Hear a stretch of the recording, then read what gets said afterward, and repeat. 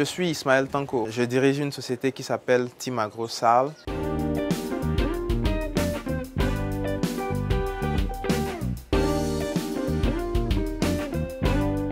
Pourquoi avoir créé Team Agro? C'est une envie de toujours que je suis en train d'essayer d'assouvir, c'est-à-dire que depuis la classe de seconde, je me suis toujours dit qu'il fallait que je devienne entrepreneur, il fallait que je sois patron de beaucoup d'entreprises. Et tout a commencé là-bas parce que déjà à cet âge, 15 ans, j'avais déjà commencé à entreprendre. Je vendais de petits trucs, j'étais photographe. Et donc, de fil en aiguille, j'ai grandi, j'ai créé une première entreprise en 2008. Ensuite, une deuxième entreprise que j'ai rachetée en 2012. Et puis enfin, Team Agro Sarl, que j'ai créé en fin 2013, début 2014. L'idée, c'était d'avoir une industrie parce que je me dis que le domaine industriel est le domaine qui crée le plus d'emplois. Et c'est aussi le domaine qui permet de gagner beaucoup plus d'argent.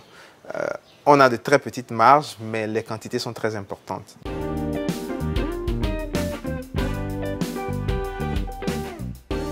Ici, on est dans la salle de production et c'est une salle de production qu'on utilise alternativement pour la purée de tomates et puis pour la farine de maïs, puisque la purée de tomates est une activité saisonnière. Là, ils sont en train d'emballer de la farine de maïs parce qu'on se prépare à aller à la foire internationale Togo 2000 bientôt.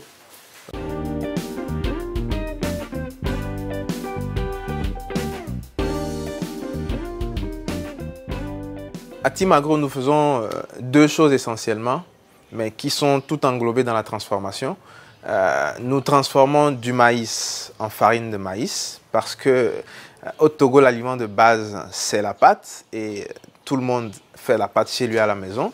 Nous nous sommes dit qu'il faut simplifier la vie aux populations, donc on leur présente une farine de maïs déjà emballée.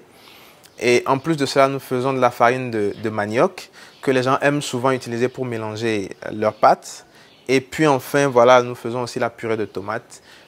Nous avons de très grosses périodes de pénurie en matière de tomates. Et à certains moments de l'année, la tomate coûte rien du tout. Et à d'autres moments de l'année, le prix est multiplié par 10, par 15.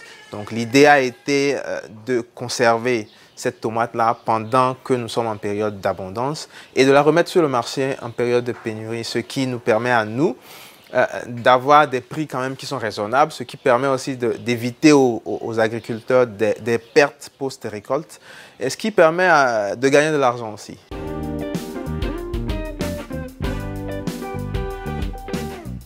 La particularité de la purée de tomates que nous produisons à Team Agro, c'est que dans un premier temps, c'est un produit qui est 100% naturel. C'est-à-dire qu'il n'y a aucun additif chimique, il n'y a aucun produit pour conserver cette tomate-là. Nous prenons juste de la tomate, comme le ferait un ménage, et nous l'écrasons, nous la mettons en bouteille. Point final.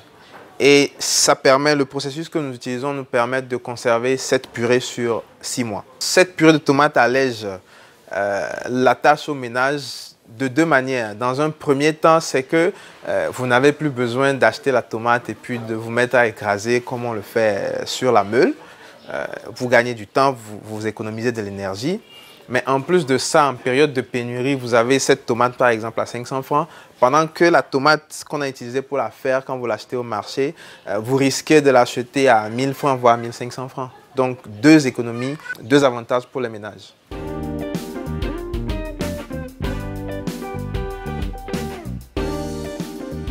Il n'y a aucun lien entre ce que je fais aujourd'hui et la formation que j'ai reçue. Je n'ai rien fait d'agroalimentaire, je n'ai rien fait de sciences techniques alimentaires, mais je me suis lancé dans le domaine et puis j'ai essayé de me cultiver, d'apprendre.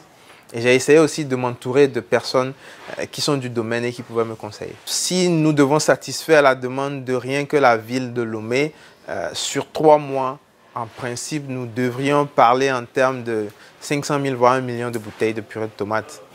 Mais aujourd'hui, nous avons juste stocké 26 000 bouteilles de purée de tomates parce que c'est difficile de trouver de l'argent. Les institutions financières vous demandent des garanties qu'on n'a pas nécessairement.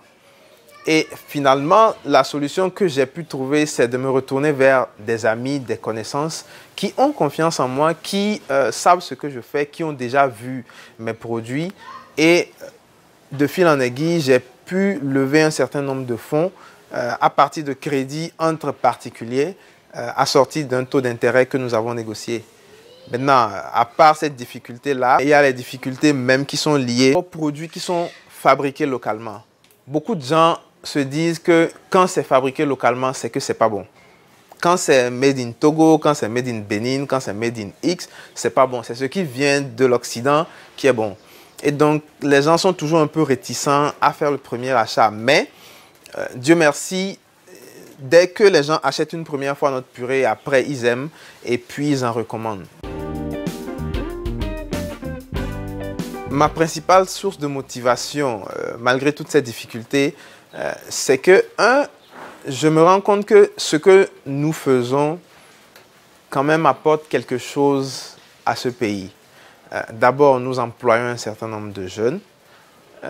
Ensuite, nous nous disons que malgré que c'est difficile, il ne faut pas abandonner si on n'a pas exploré toutes les pistes possibles.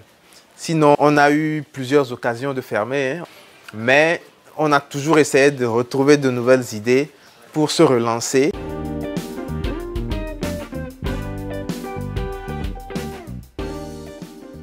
Dans 10 ans, on doit avoir dépassé les frontières de notre sous-région, aller conquérir toute l'Afrique et voir au-delà de l'Afrique. Au moins 3 fois par semaine, toute personne mange un plat dans lequel il y a de la tomate. C'est bon? Ok. Énormément de difficultés. Ok. Oui, d'accord. Oui.